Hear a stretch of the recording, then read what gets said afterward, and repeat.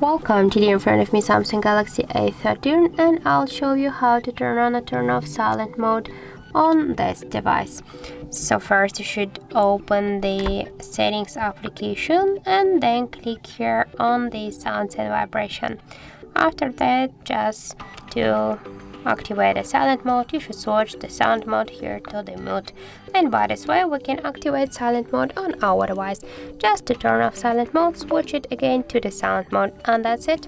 And if you wanna do it by the next way, you can just open notification panel, and here in the top bar you will see the sound icon. Just tap twice on this icon and you will activate the silent mode by this way.